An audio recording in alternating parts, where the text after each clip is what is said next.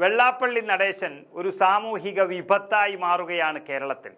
അതായത് ശ്രീനാരായണ ഗുരുദേവൻ രണ്ട് കാര്യത്തിൽ മാത്രമേ വലിയ രീതിയിൽ ജനങ്ങളോട് നിർബന്ധം പിടിച്ചിട്ടുള്ളൂ. ഒന്ന്, ഒരു ജാതി ഒരു മതം ഒരു ദൈവം മനുഷ്യന് എന്ന് പറഞ്ഞു പഠിപ്പിക്കുകയും അത് പ്രാവർത്തികമാക്കാനും ശ്രമിച്ചു. രണ്ടാമത്തേത്, മദ്യം വിഷമാണ്, അത് കൊടുക്കരുത്, കുടിക്കരുത് എന്നുള്ളതാണ്. എന്നാൽ ഈ രണ്ടെണ്ണം മാത്രം അലങ്കാരമാക്കി നടക്കുന്ന മഹാനാണ് വെള്ളാപ്പള്ളി നടേശൻ. ശ്രീനാരായണ ഗുരുവിൻ്റെ പേരിൽ ഒരു പ്രസ്ഥാനം തുടങ്ങിയിട്ട് മദ്യവ്യവസായി എന്ന പേരാണ് ആദ്യം അദ്ദേഹം എടുത്തത്. ഇപ്പോഴിതാ മറ്റു മതക്കാരെയും ജാതിക്കാരെയും പുലഭ്യം പറയുകയാണ് ഈ വയസ്സുകാലത്ത്. കേരളം അല്പം തിരിച്ചറിവുള്ളൊരു സംസ്ഥാനമായതുകൊണ്ടും ഇദ്ദേഹത്തെക്കുറിച്ച് വ്യക്തമായി അറിയാവുന്നതുകൊണ്ടും രക്ഷപ്പെട്ടു. അല്ലെങ്കിൽ വലിയ വർഗീയ സംഘർഷം വരെ ഉടലെടുക്കേണ്ടുന്ന വാക്കുകളാണ് വെള്ളാപ്പള്ളി പറഞ്ഞുകൊണ്ടിരിക്കുന്നത്. മതേതരത്വത്തെ മുറിവേൽപ്പിക്കുന്ന ഒരു വേട്ടപ്പട്ടിയെപ്പോലെ ഒരാൾ കുരച്ചുകൊണ്ടിരിക്കുമ്പോൾ അതിനെ അറസ്റ്റ് ചെയ്യാനോ അതിന് എതിരിടാനോ കേരളത്തിൽ ഭരണമില്ലാതായിപ്പോയി എന്നുള്ളതാണ് ഒരു സത്യം. അതിന് പകരം സർക്കാർ അദ്ദേഹത്തെ വിളിച്ച് മാലയിടുകയാണ് ചെയ്യുന്നത്. കോൺഗ്രസ് നേതാക്കളെയും മറ്റ് UDF നേതാക്കളെയും വലിയ തീഷ്ണമായ രീതിയിൽ ആക്ഷേപിക്കുകയായിരുന്നു പണ്ട് മുതലേ ഉള്ള വെള്ളാപ്പള്ളിയുടെ സൂക്കേട്. ഇപ്പോൾ അത് മുസ്ലിം മതപണ്ഡിതന്മാരെയും മുസ്ലിങ്ങളെയും ആക്ഷേപിക്കുകയും ചെയ്യാൻ തുടങ്ങിയിട്ടുണ്ട്. കാന്തപുരം അബൂബക്കർ മുസ്ലിയാരെയാണ് പുതുതായി അദ്ദേഹം ലക്ഷ്യം വെക്കുന്നത്. കാന്തപുരം പറഞ്ഞതുപോലെയാണ് കേരള ഭരണം നടത്തുന്നത് എന്ന പ്രസ്താവന ഉസ്താദിനെ മറ്റുള്ളവരുടെ ശത്രുക്കളാക്കാൻ വേണ്ടിയുള്ളത് മാത്രമാണ്. തന്നെ വേട്ടയാടുന്ന സ്ഥിതിവിശേഷം നിലനിൽക്കുന്നുവെന്ന് പറഞ്ഞ വെള്ളാപ്പള്ളി കാന്തപുരം എന്ത് കുന്തമെടുത്തെറിഞ്ഞാലും ഞാൻ പറയാനുള്ളത് പറയുമെന്നാണ് പറയുന്നത്.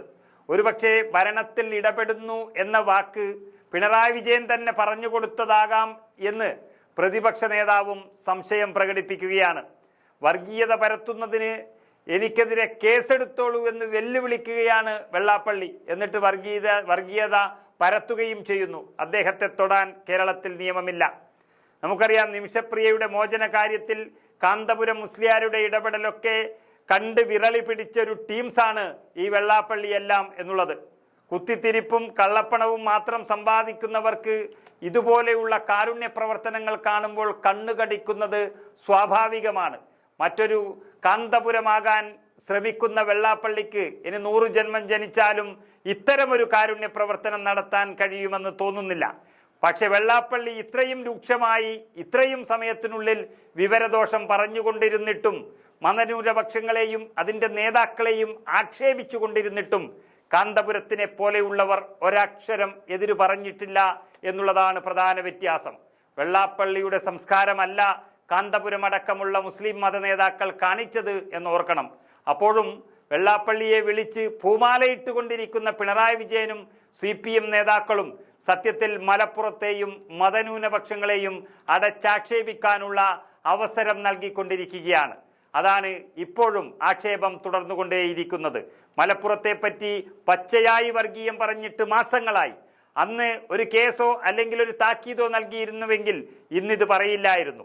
നമുക്കറിയാം, മൈക്രോ ഫൈനാൻസ് കേസിൽ പ്രതിയായതും അതറിയുന്നയാൾ SNDPയുടെ ഓഫീസിൽ തന്നെ ആത്മഹത്യ ചെയ്തതുമെല്ലാം വെച്ചു നോക്കുമ്പോൾ പലരുടെയും കാലു പിടിക്കേണ്ടി വരുന്നത് കൊണ്ടാണ് ഇങ്ങനെ കിടന്ന് നിരങ്ങുന്നത് എന്നുറപ്പാണ്. മറ്റുള്ളവർക്ക് അതിൻ്റെ ഭയമില്ലതാനും. ഏതായാലും കാന്തപുരത്തിന് നേരെ കുതിര കയറാൻ ഇപ്പോൾ വെള്ളാപ്പള്ളിയെ പ്രേരിപ്പിച്ചത് ചിലരുടെ ആവശ്യപ്രകാരമുള്ള മുന്നറിയിപ്പാണ് എന്നും ഉറപ്പാണ്. കാന്തപുരത്തെ പിണക്കിയാൽ കിട്ടുന്ന ഹൈന്ദവ വോട്ടുകളും ക്രൈസ്തവ വോട്ടുകളും ഒപ്പം മുസ്ലിം മതത്തിലെ തന്നെ മറ്റു വിഭാഗ വോട്ടുകളും എല്ലാം കിട്ടുമെന്നൊരു പ്രതീക്ഷ ഈ പറഞ്ഞുകൊടുത്തവൻ്റെ കൂർമ്മബുദ്ധിയിൽ ഉണ്ടാകാം. പക്ഷേ ഒരു വ്യത്യാസം മാത്രമേ ഉള്ളൂ. ലൂസിഫർ സിനിമയിൽ പറഞ്ഞതുപോലെ വെള്ളാപ്പള്ളിയല്ല കാന്തപുരം.